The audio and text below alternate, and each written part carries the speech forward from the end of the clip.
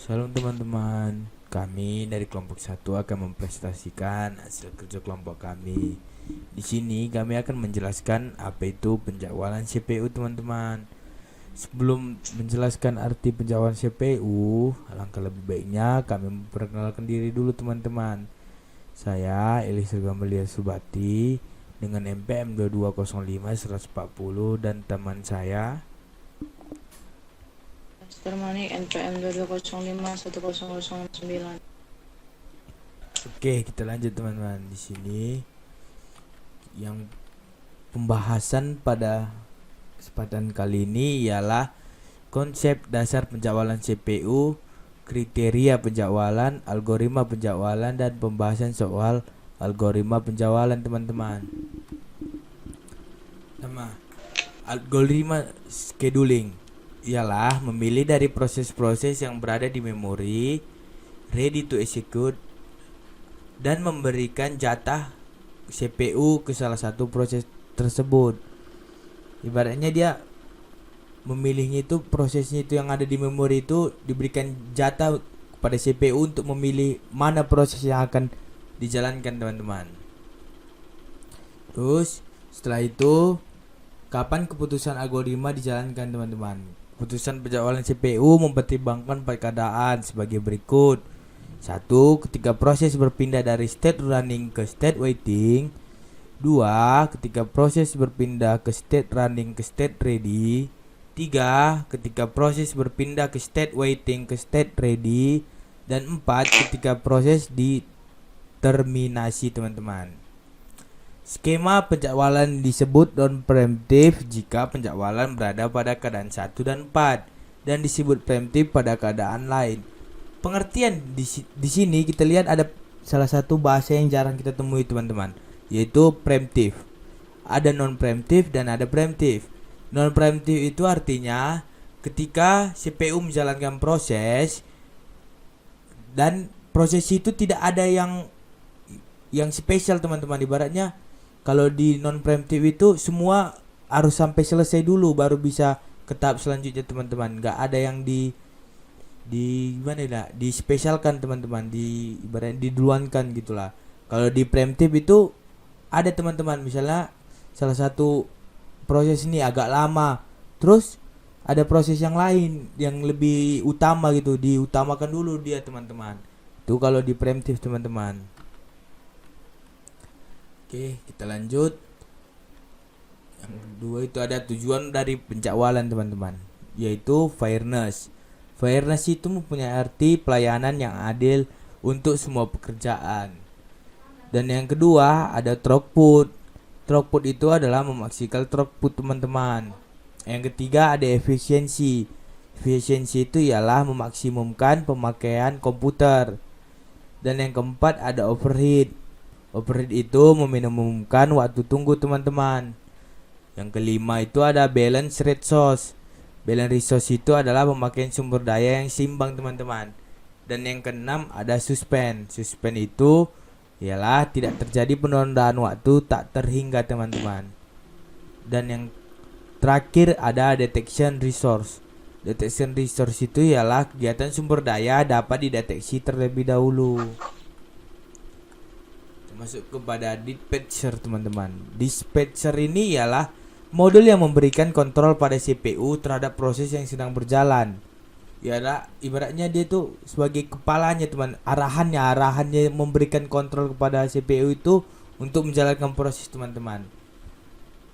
Fungsi dispatcher ini adalah context switching, yaitu waktu yang dibutuhkan dispatcher untuk menghentikan suatu proses dan memulai menjalankan proses yang lain, disebut dispatch latency. Ya, kita lanjut kriteria penjadwalan teman-teman. Beberapa kriteria yang digunakan untuk membandingkan algoritma penjadwalan adalah: yang pertama, CPU utilization, yaitu idenya adalah menggunakan CPU sesibuk mungkin pada sistem real berkisar antara 40-90% teman-teman. Yang kedua ada throughput. Throughput itu ialah banyaknya proses yang selesai dikerjakan dalam satu satuan waktu. Dan ketiga adalah turnaround time, yang mempunyai arti ialah jumlah waktu yang diperlukan untuk mengeksekusi proses dari menunggu untuk meminta tempat di memori utama, menunggu di ready queue, eksekusi oleh CPU, dan mengerjakan input atau output. Dan yang keempat ada waiting time teman-teman. Waiting time itu ialah jumlah waktu yang diperlukan suatu proses untuk menunggu di ready queue. Yang kelima ada response time, ialah jumlah waktu yang dibutuhkan suatu proses dari minta dilayani hingga pada proses pertama dari permintaan tersebut teman-teman. Ya, kita masuk kepada algoritma pencawalan teman-teman. Di algoritma pencawalan ini terdapat 4 dia teman-teman ya. Kita lihat ya teman-teman. Pertama ialah first come first serve atau yang disingkat dengan FCFS. Yang kedua ada shortest job first scheduler atau yang disingkat dengan SJF. Dan yang ketiga ada priority scheduling. Yang keempat ada round robin. Ya, yang pertama tadi ada first come first serve. Ialah proses yang pertama kali meminta jatah waktu untuk menggunakan CPU akan dilayani terlebih dahulu. Rata-rata waktu tunggu untuk menggunakan CPU ialah cukup tinggi sehingga proses-proses tersebut berjalan dengan berurutan ya teman-teman. Penjelasan kedua itu adalah non preemptive. Karena sekali CPU dialokasikan pada suatu proses, maka proses tersebut akan tetap memakai CPU sampai proses tersebut melepaskannya. Sama seperti yang saya beritahu di awal tadi teman-teman. Kalau di non preemptive itu kita sekali dijalankan dia tetap dijalankan hingga berakhir teman-teman, hingga selesai. Barulah proses selanjutnya dilakukan lagi teman-teman. Itulah sama seperti di first come first serve ini teman-teman. Oke, kita lanjut. Yang kedua ada shortest job first scheduler atau yang disingkat dengan SJF. Penjelasan di SJF ini sebagai berikut teman-teman. Proses yang memiliki CPU burst paling kecil dilayani terlebih dahulu teman-teman. Atau sering kita disebut dengan preemptive teman-teman. Yang tadi seperti saya jelaskan di awal, dia melayani yang lebih kecil dulu teman-teman. Yang lebih besar biarpun yang lebih besar tadi di urutan paling pertama, dia dikucilkan dulu diasingkan dulu teman-teman. Yang paling kecil dulu dilayani teman-teman. Itulah kalau di SJF ini teman-teman. Penjelasan kedua, optimal tapi sulit diimplementasikan karena sulit mengetahui CPU burst berikutnya. Dan yang ketiga adanya prediksi CPU burst dengan exponential average. Yang keempat termasuk preemptive atau non preemptive. Yang kelima non preemptive bila pertama dilaksanakan sampai habis CPU burstnya sebelum proses kedua dijalankan. Dan preemptive-nya bila sisa waktu proses pertama lebih besar dari proses kedua, maka proses pertama dihentikan terlebih dahulu teman-teman, digantikan dengan proses kedua atau yang dikenal dengan shortest remaining time burst. Ya teman-teman. Ya, ada yang penjelasan ketiga teman-teman di algoritma pencawalannya teman-teman, yaitu priority scheduling. Sebagai berikut penjelasannya teman-teman. Tiap proses dilengkapi dengan prioritas. Dia hampir sama seperti preemptive tadi teman-teman. Ketika menjalankan suatu proses, CPU menjalankan suatu proses, setiap proses itu memiliki prioritas teman-teman. Seperti kalau di sebelumnya tadi di SJF kan yang lebih kecil terlebih dahulu teman. Ini dia ditandai dia prioritasnya yang mana saja teman-teman kalau di priority scheduling. Oke, kita lanjut. Penjelasan yang kedua, CPU dialokasikan untuk proses dengan prioritas paling tinggi. Apabila prioritas sama, digunakan algoritma FCFS. Yang ketiga, prioritas menyangkut masalah waktu, memori, banyaknya file yang boleh dibuka, dan perbandingan rata-rata input atau output burst dengan CPU burst. Yang keempat, bersifat preemptive dan non preemptive. Pada non preemptif, bila P1 datang saat proses P0, prioritas P1 lebih besar daripada P0, maka P0 diselesaikan sampai habis CPU burstnya.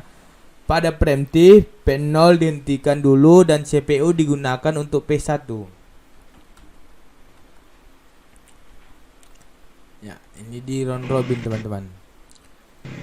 Algoritma penjawalan yang paling terakhir teman-teman. Penjelasannya seperti ini teman-teman. Konsep dasarnya yaitu time sharing sama dengan FCFS yang bersifat preemptif, quantum time untuk membatasi waktu proses. Apabila waktu proses berlebihan, adanya quantum time dibatasinya waktu proses CPU menjalankan prosesnya teman-teman. Bila CPU burst lebih kecil daripada quantum time, proses melepaskan CPU jika selesai dan CPU digunakan untuk proses selanjutnya. Bila CPU burst lebih besar daripada quantum time, proses dihentikan sementara dan mengantri di ekor ready dari ready queue. CPU menjalankan proses berikutnya. Oke teman-teman, beginilah penjelasan dari materinya teman-teman. Nanti untuk penjelasan soalnya teman saya yang akan jelaskan teman-teman. Terima kasih teman-teman. Oke teman-teman, di sini ada contoh soal dari algoritma penjawalan teman-teman. Contoh soal tersebut akan dijelaskan oleh teman saya teman-teman. Berikut penjelasannya, lanjut. Baik, di sini sudah kami buat contoh penjadwalan CPU di mana kita diminta untuk menggambarkan GN card dan tentukan rata-rata waktu tunggu proses dengan algoritma masing-masing. Yang pertama itu ada FCFS atau first come first serve, di mana proses yang datang pertama kali akan dilayani pertama kali. Bisa kita lihat terdapat 5 proses, ada P1, P2, P3, P4, dan P5, di mana masing-masing proses memiliki waktu tunggu dan burst time yang berbeda-beda. Di sini sudah kami gambarkan GN card-nya, di mana terdapat juga ada CPU dan ready queue atau ruang tunggu. Langsung saja, pada saat waktu yang 0, P1 masuk ke dalam antrian dan langsung diproses, dan P1 juga sudah dilayani dan sudah saya beri tanda dengan warna biru. P1 akan dijalankan sampai waktu yang ke-14. Pada proses yang kedua, P2 masuk ke dalam antrian. Kemudian P3 masuk pada antrian pada waktu yang ketiga, dan kemudian P4 masuk ke dalam antrian pada waktu yang ke-6, dan P5 masuk ke dalam antrian pada waktu yang ke-10. Pada posisi 14, P1 selesai dikerjakan dan P2 akan dieksekusi terlebih dahulu di antara proses lainnya yang masuk ke antrian, karena P2 lebih dahulu datang dibandingkan proses-proses lainnya. Lanjut, P2 membutuhkan waktu sebanyak 4 ketika saat dari 14 ke 24, maka P2 telah selesai masuk antrian dan lanjut pada antrian yang P3 sampai P5. P3 diproses terlebih dahulu dan memiliki burst time yaitu 6, dari 24 sampai ke 31 adalah waktu untuk pemeriksaan P3, dan P3 pun telah selesai diproses. Saatnya pada P4 dan P5 telah masuk ke antrian, tetapi P4 terlebih dahulu dilayani karena P4 lebih awal masuk dibandingkan dengan P5. Dan P4 menghabiskan waktu sampai ke 34 dan masuk antrian P5 langsung diproses hingga waktu yang ke 36.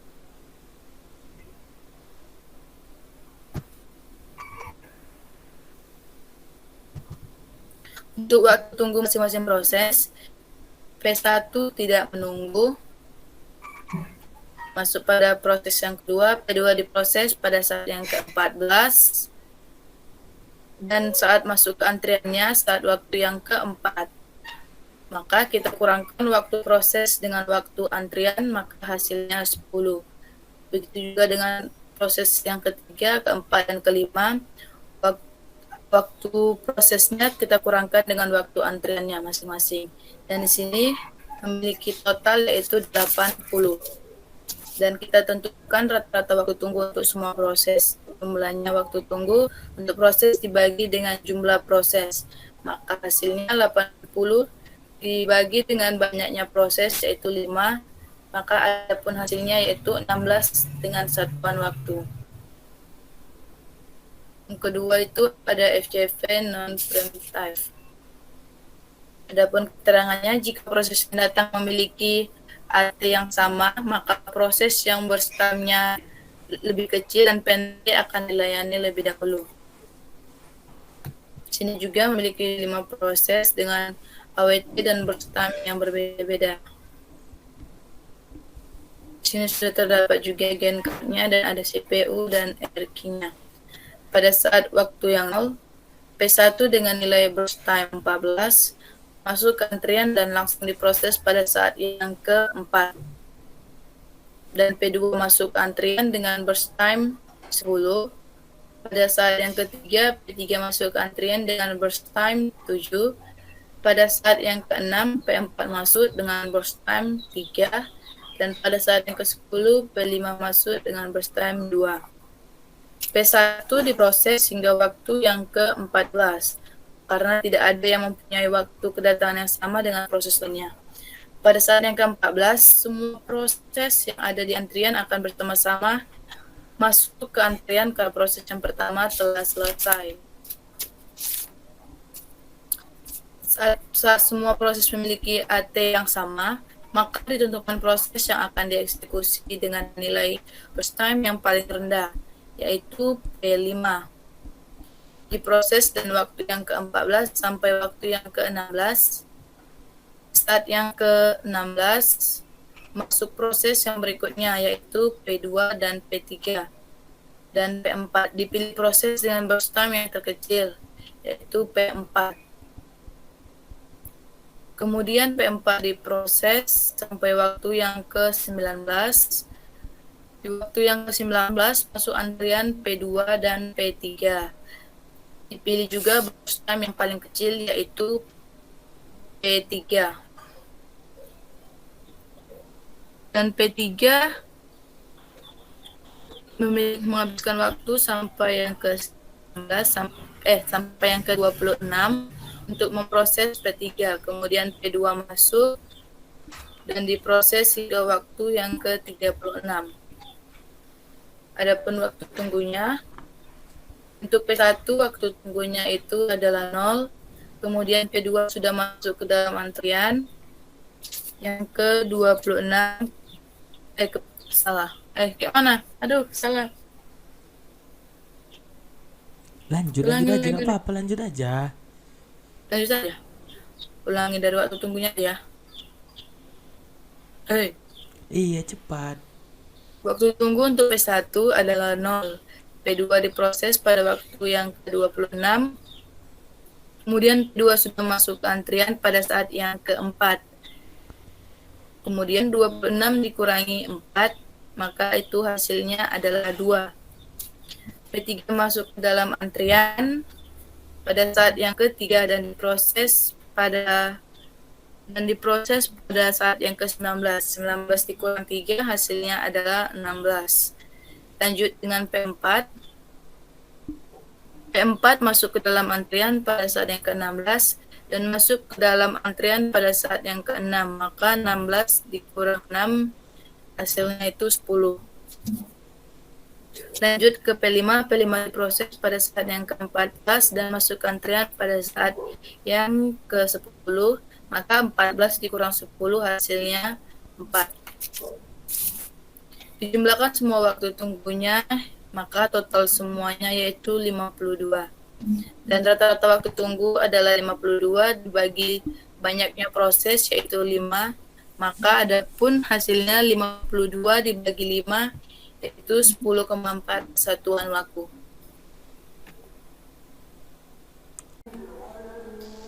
Oke, baik, sekian dari presentasi mengenai penjadwalan CPU kami. Sekiranya ada kata-kata yang salah atau yang kurang berkenan, kami mohon maaf. Atas perhatiannya kami ucapkan terima kasih.